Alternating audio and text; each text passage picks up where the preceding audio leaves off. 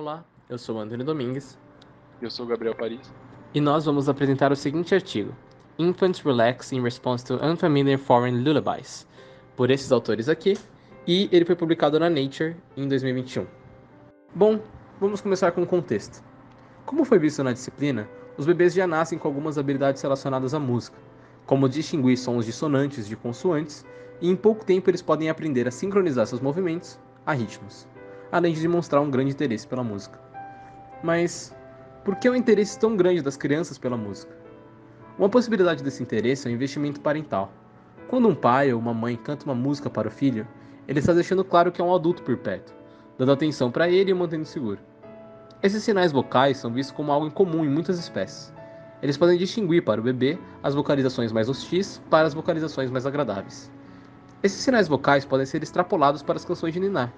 Se as canções direcionadas aos bebês funcionam como um sinal agradável de atenção parental, os seus efeitos relaxantes devem acontecer de forma consistente e confiável nos bebês.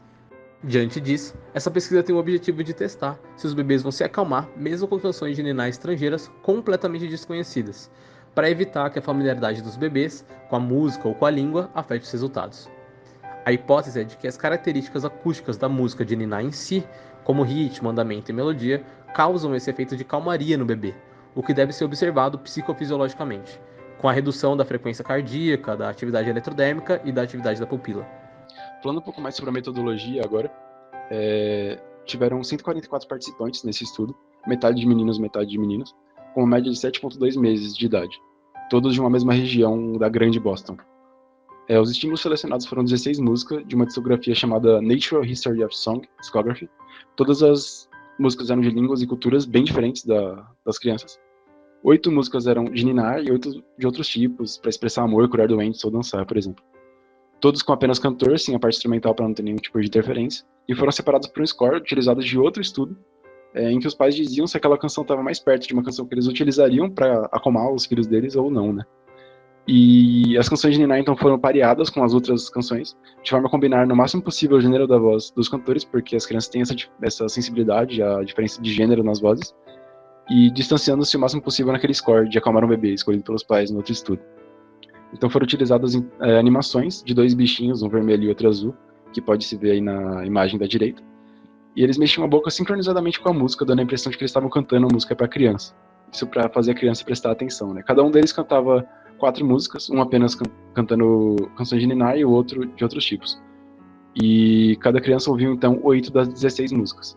No andamento do experimento, as músicas variavam dentro de um bloco, em canção de ninar, canção normal e período de silêncio. No procedimento, as crianças podiam estar em uma cadeira comum, uma cadeira reclinável ou no colo dos pais, dependendo aí do tamanho das crianças ou da escolha dos pais dela. À frente sempre de uma televisão, uma tela, em que apareceriam os estímulos e onde sairia o som também, a música. Quando as crianças estavam numa cadeira, os pais estavam sempre logo atrás, perto das crianças. Os pais deviam ouvir uma música de mascaramento e não poderiam ver a tela, né, para não ter nenhum tipo de interferência também do que o pai estava sentindo em relação à música. Então foram feitos 4 sets de 3 trials cada, 2 eram de canção de ninar ou não, em que um dos personagens, apenas um, aparecia e cantava, e uma de silêncio, em que os 2 personagens apareciam, mas eles ficavam quietos. Para medir a psicofisiologia, foi utilizado um monitor psicofisiológico, foi medida a frequência cardíaca e atividade eletrodérmica, e já para pupilometria, foi feita uma coisa mais manual, em que eles usavam os frames dos vídeos gravados das crianças, e eles corrigiam, né, a posição dos olhos, para conseguir sobrepor um frame a outro, e foi medido quão visível a pupila estava em 6 opções, uma escala. Então foi desenhada uma elipse, né, sobreposta à imagem, circundando ali a área visível da pupila, e foi utilizado para análise, então, o cálculo do tamanho da pupila dividido pelo tamanho do olho. Também foi feito manualmente a medida do olhar das piscadas, frame por frame, e no final do estudo foi feita uma medida com os pais, em que 8 músicas que não foram tocadas para as crianças foi colocada para os pais e foi perguntado para eles quais dessas músicas eles utilizariam para cantar, para acalmar seus filhos quando eles estivessem muito, muito agitados. Como podemos observar nos resultados, tivemos uma redução da frequência cardíaca entre as músicas de ninar e as músicas que não eram de ninar. No entanto, essa redução pode ser um sinal da atenção a algum estímulo, no caso dos trials. Mas se esse fosse o caso, teríamos um aumento da média do tamanho da pupila, o que não é observado. Para as medidas da pupilometria, tivemos uma redução significativa durante as canções de ninar em comparação com as músicas que não eram de ninar.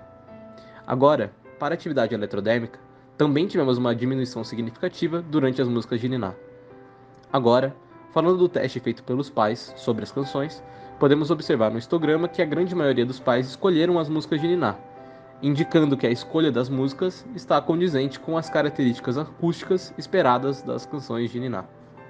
Então, para concluir, fica evidente que os resultados estão de acordo com o que era esperado pela hipótese inicial, mas, segundo os autores, esses resultados não comprovam totalmente as teorias evolutivas que estavam por trás da hipótese, mas conclui-se sim que mesmo as músicas sendo de culturas distintas e de linguagens completamente diferentes do que as crianças estão familiarizadas, as canções de niná podem possuir um efeito calmante, inato e universal. Bom, e é isso. Muito obrigado por assistir a nossa apresentação. Tchau, tchau. Obrigado.